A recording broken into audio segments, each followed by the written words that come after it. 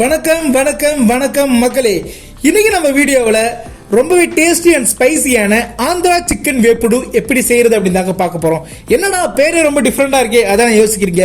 இது பேரு மட்டும் இல்ல, நீங்க சாப்பிட்டீங்கன்னா டேஸ்ட்டுமே ரொம்ப டிஃப்ரெண்டா இருக்கும். சரி வாங்க இந்த ஆந்திரா சிக்கன் வேப்புடுவை எப்படி செய்யறது அப்படின்னு பார்க்கலாம். ஃபர்ஸ்ட் ஒரு பவுல்ல 1 கிலோ சிக்கனை எடுத்துக்கலாம். அதுல ரெட் சில்லி பவுடர் ஒரு 4 டீஸ்பூன் போட்டுக்கலாம், மஞ்சள் தூள் ஒரு 1/2 டீஸ்பூன் போட்டுக்கலாம், சால்ட் ஒரு 1 டீஸ்பூன் போட்டுக்கலாம். ஸோ இது எல்லாம் போட்டதுக்கு அப்புறமா இது எல்லாத்தையுமே நம்ம நல்லா மிக்ஸ் பண்ணலாம். இந்த மசாலா வந்து சிக்கனோட சேர்ந்து நல்லா மிக்ஸ் ஆகிற அளவுக்கு மிக்ஸ் பண்ணி ஒரு 1/4 மணி நேரம் எடுத்து ஒரு ஓரமாக வச்சு ஊற வச்சுக்கலாம்.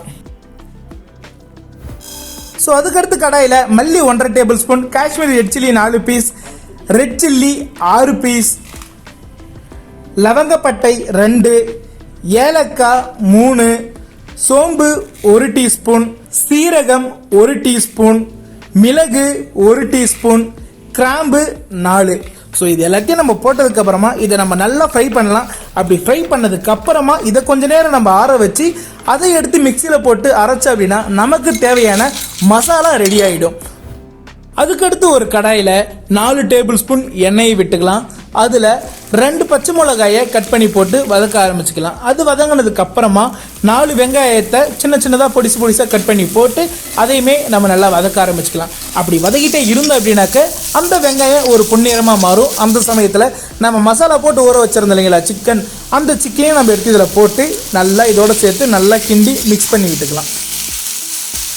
ஒரு மீடியம் ஹீட்டில் ஒரு 10 நிமிஷம் வச்சு நம்ம இதை நல்லா கிண்டிக்கிட்டே இருக்கலாம்.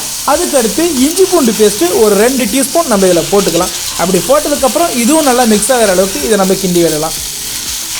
அதுக்கடுத்து நம்ம ரெடி பண்ணி வச்சுருந்தீங்களா ஒரு மசாலா, அந்த மசாலாவை ஒரு 2 டேபிள் ஸ்பூன் நம்ம இதில் ஆட் பண்ணிக்கலாம். அப்படி போட்டதுக்கப்புறமா இந்த மசாலா சிக்கனோட நல்லா மிக்ஸ் ஆகிற அளவுக்கு இதை நம்ம நல்லா கிண்டி விட்டுக்கலாம். ஸோ நம்ம எந்த அளவுக்கு கிண்டி விடுறோமோ அந்த அளவுக்கு இந்த மசாலா வந்து சிக்கனோட அப்ளை ஆகி நம்ம அந்த சிக்கனை சாப்பிட்றப்ப அவ்வளோ ஒரு ஸ்பைசி, அவ்வளோ ஒரு டேஸ்டியாக கண்டிப்பாக இருக்கும்.